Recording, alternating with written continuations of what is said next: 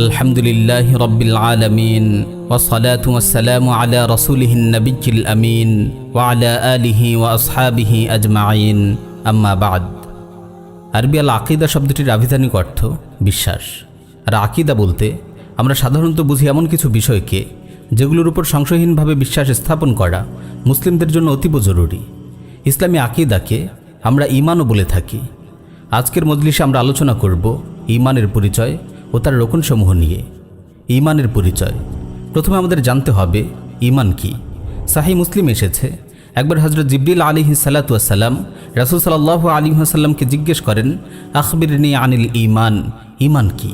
রাসূল সাল্লাল্লাহু আলাইহি ওয়াসাল্লাম উত্তর দেন, আন তুমিনা বিল্লাহি ওয়া মালাইকাতিহি ওয়া কুতুবিহি ওয়া রুসুলিহি ওয়াল ইয়াউমিল আখির ওয়া তুমিনা বিল কদরি খাইরিহি ওয়া শাররিহি।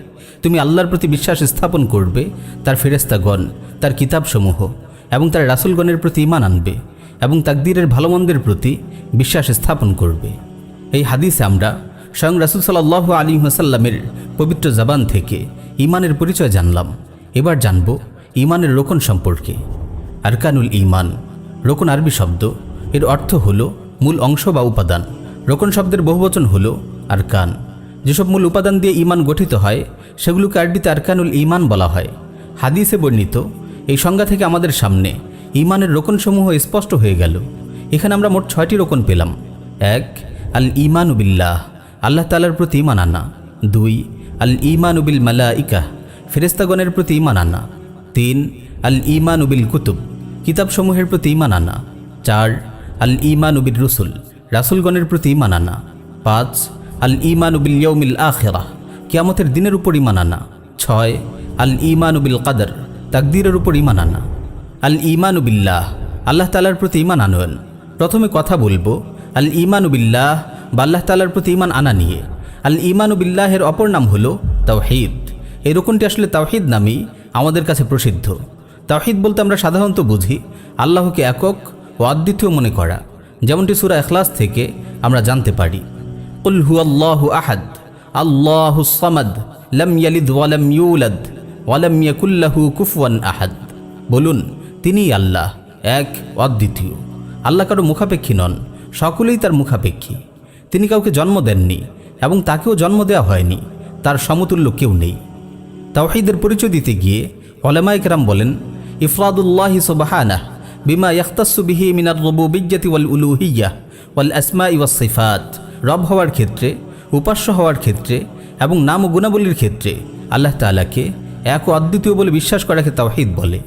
সহজ ভাষায় বললে আল্লাহ রাব্বুল আলামিনকেই একমাত্র রব ও প্রভু বলে বিশ্বাস করা, কেবল তাকে ইবাদতের মালিক মনে করা এবং নাম ও গুণাবলীর বিচারে তাকে একক ও অদ্বিতীয় বলে বিশ্বাস করাকেই তাওহীদ বলে।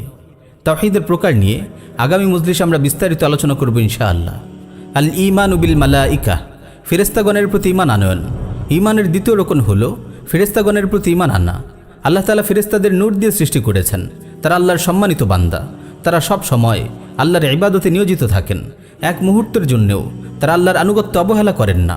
তারা সব সময় আল্লাহর ভয়ে ভীত থাকেন। মানুষের মতো তাদের ইচ্ছাশক্তি নেই।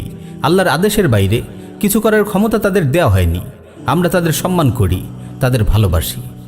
আল ঈমানু বিল কুতুব, কিতাবসমূহের প্রতি ঈমান আনয়ন। ঈমানের তৃতীয় রকম হলো কিতাবসমূহের প্রতি ঈমান আনা।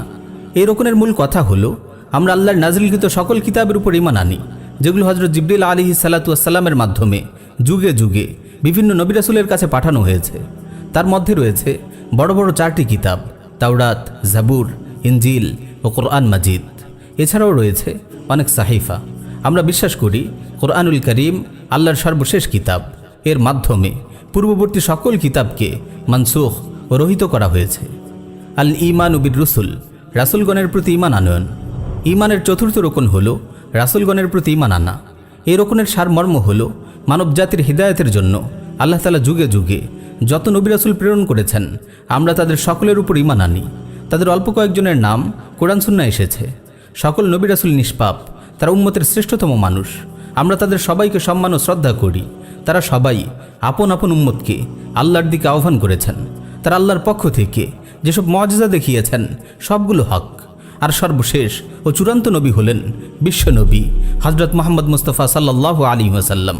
তারপরে আর কোনো নবী নেই। তার শরীয়তি কিয়ামত পর্যন্ত বলবৎ থাকবে। আল ঈমানু বিল ইয়াউমিল আখিরাহ, কিয়ামতের দিনের উপর ঈমান আনয়ন।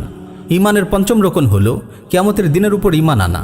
কুরআন সুন্নায় কবর, কিয়ামত, হাসর, মিজান, পুলসিরাত, জান্নাত জাহান্নাম সম্পর্কে যা বলা হয়েছে আমরা তার উপর ঈমান আনি। আমরা বিশ্বাস করি মৃত্যুর পর কবরে সওয়াল জবাব হবে। নেককাররা কবরে নিয়ামত প্রাপ্ত হবেন আর বদকাররা কবরে শাস্তি পাবে। একদিন পুরো বিশ্বজগৎ ধ্বংস হয়ে যাবে। সকল মানুষ কবর থেকে পুনরায় উত্থিত হবে। সবাই আপন আমলের হিসাব দেওয়ার জন্য হাসরের ময়দানে জড়ো হবে। পুলসিরাত পাড়ি দিয়ে মুমিনরা চিরসুখময় জান্নাতের অধিবাসী হবে আর কাফিররা চিরদিনের জন্য জাহান্নামে চলে যাবে। আল ঈমানু বিল কদর, তাকদীরের প্রতি ঈমান আনয়ন। ঈমানের ষষ্ঠ রকম হলো তাকদীরের প্রতি ঈমান আনা। এই রকমের সারমর্ম হলো আমরা তাকদীরের ভালোমন্দে বিশ্বাস করি। আল্লাহ তাআলা আমাদের সৃষ্টির বহু পূর্বেই আমাদের তাকদীর লিখে রেখেছেন। আমাদের জন্ম কবে হবে, মৃত্যু কোথায় হবে, আমরা কি করব, কি খাবো, কোথায় যাব, পৃথিবীতে কখন কোথায় কি ঘটবে সব আল্লাহ রাব্বুল আলামিন জানেন। তাকদীরের বাইরে পৃথিবীতে কিছুই হয় না। প্রিয় ভাইরা, আমরা আজ সংক্ষেপে ঈমানের পরিচয় তুলে ধরলাম। আরকানুল ঈমান নিয়েও সংক্ষেপে আলোচনা হলো। ঈমানের 6টি রকম নিয়ে আমরা সামনের মজলিসগুলোতে বিস্তারিত আলোচনা করব ইনশাআল্লাহ। আল্লাহ রাব্বুল আলামিন আমাদের সবাইকে এই আকীদা সিরিজ থেকে উপকৃত হওয়ার তৌফিক দিন। আমিন ইয়া রাব্বাল আলামিন।